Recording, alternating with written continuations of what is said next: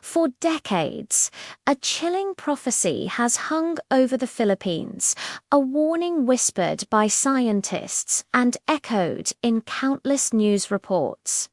The big one is coming. But what exactly is this looming catastrophe? And more importantly, is the country ready for it?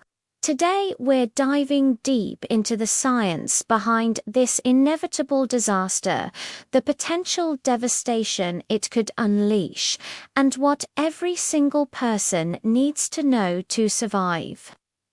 This isn't just another scare tactic. The big one refers to a powerful, magnitude 7.2 or higher earthquake predicted to originate from a specific fracture in the Earth's crust, the West Valley Fault. This isn't some distant, abstract threat. The fault is a ticking time bomb running directly beneath one of the most densely populated places on the planet, Metro Manila. Scientists from the Philippine Institute of Volcanology and Seismology, or PHIVOLEX, have studied this fault for years. They've discovered a terrifying pattern. The West Valley Fault appears to rupture, causing a massive earthquake roughly every 400 to 600 years. The last time it moved in a major way was around 357 years ago. Do the math. We are squarely within the window for the next big one. It's not a question of asterisk if asterisk, but asterisk when asterisk, and when could be within our lifetime. So, where is this fault exactly? Imagine a 100-kilometer-long crack slicing through the heart of Luzon. It starts up in Bulacan, carves its way through the bustling hubs of Quezon City, Marikina Pasig, and Taguig, continues down to Muntinlupa, and extends into the provinces of Rizal, Laguna, and Cavite. Millions of people live and work directly on or near this fault line, many without even realizing the ground beneath their feet is poised for a violent shift.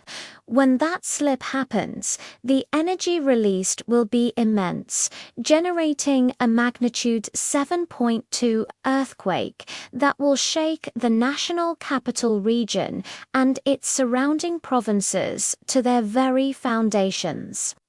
The devastation it could cause is almost unimaginable. Let's talk about what that level of shaking would actually do. According to a joint study by PHIVOLEX and Japanese experts called the Metropolitan Manila Earthquake Impact Reduction Study, or MERS, the damage to buildings would be catastrophic. The study projects that a staggering 40% of all residential buildings in Metro Manila could be heavily damaged or collapse entirely. That translates to about 170,000 homes turned to rubble in a matter of seconds. You might think that modern skyscrapers, with their advanced engineering, would be safe. And yes, many buildings constructed under newer, stricter building codes might withstand the initial shaking. But what about the countless older apartment buildings, low-cost housing projects, and informally built structures that make up so much of the metro's landscape? For these, the outlook is grim. Many could crumble instantly, trapping thousands inside. And with collapsed buildings comes the most heartbreaking consequence: the human cost. The same mayor's report paints a horrifying picture, estimating as many as 34,000 immediate deaths within Metro Manila alone. On top of that, more than 100,000 people could suffer serious injuries. overwhelming a medical system that would itself be in crisis. The tragedy wouldn't stop with the shaking. In a disaster of this scale, secondary effects can be just as deadly. Broken gas lines and downed electrical wires would ignite fires across the city. In densely packed communities, these fires could spread uncontrollably, creating firestorms that rescue teams would be powerless to stop, adding to the death toll. The chaos would extend to every aspect of daily life. The lifelines that keep a modern megacity running would be severed. Major arteries like EDSA and C5, along with countless bridges and flyovers, could become impassable, either from direct damage or from debris. This would instantly cripple transportation, making it impossible for emergency services to reach those in need and for people to evacuate. Imagine a city plunged into darkness and silence. Power grids would fail, cutting off electricity for weeks, maybe even months. Water mains would rupture, leaving millions without access to clean drinking water, which is a recipe for a public health crisis. Communication networks would likely go down. No cell service, no internet. This would create a terrifying information vacuum, hampering coordination among rescuers and leaving families desperate to know if their loved ones are safe. Hospitals and emergency centers, the very places we'd turn to for help, would be swamped.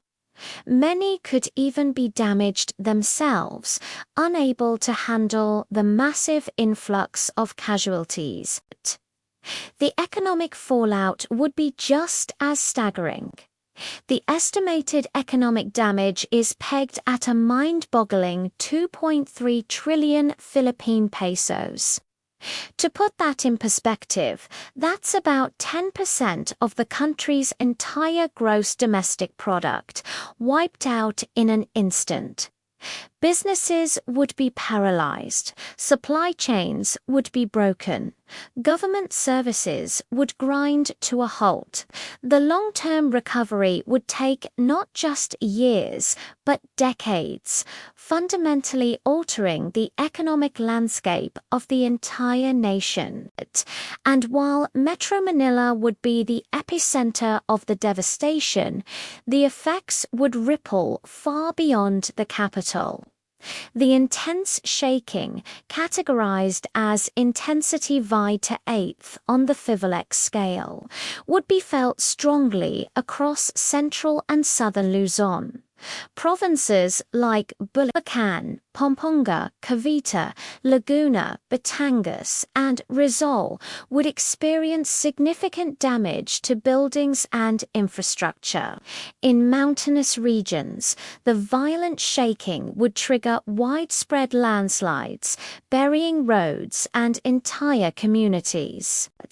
It's important to note that the West Valley Fault is just one part of a complex network of active fault systems in the Philippines. While it is distinct from the East Valley Fault or the massive Philippine Fault Zone, a major rupture along the WVF could potentially trigger sympathetic movements in these other nearby faults, compounding the disaster in ways we can't fully predict. The Philippines sits on the Pacific Ring of Fire, one of the most seismically active regions on the planet.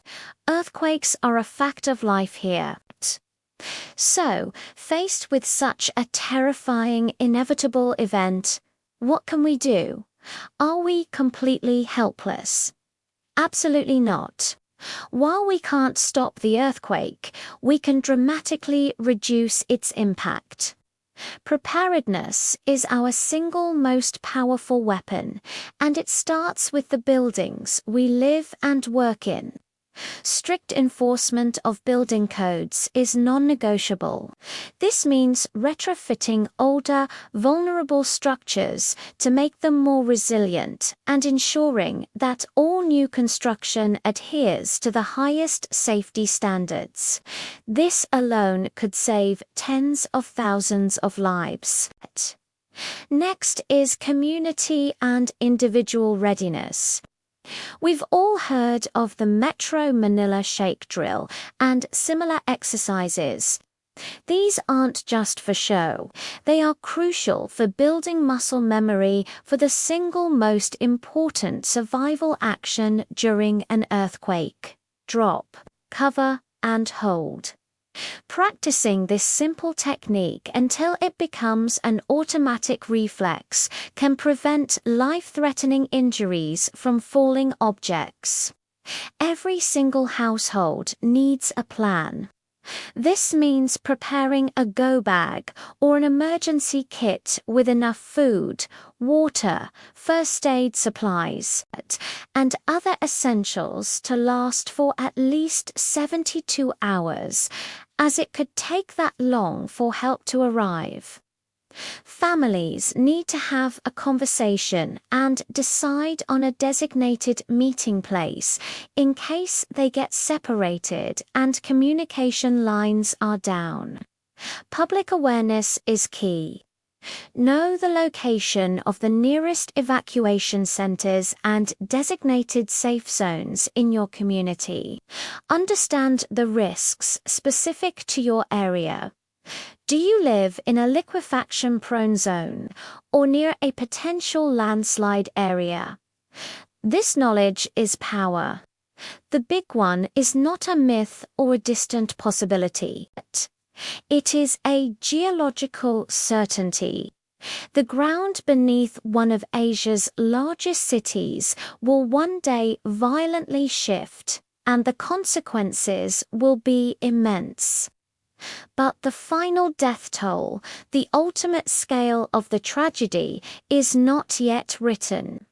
That story will be determined by what we do today. By treating earthquake preparedness as the urgent national priority it is, by enforcing better urban planning, and by fostering a culture of readiness in every community, we can face this inevitable challenge. We can save countless lives and ensure that when the ground finally shakes, we will be ready to stand back up. Thank you for watching. If you found this information valuable, please share it with your friends and family. Don't forget to like this video and subscribe to our channel for more content that matters.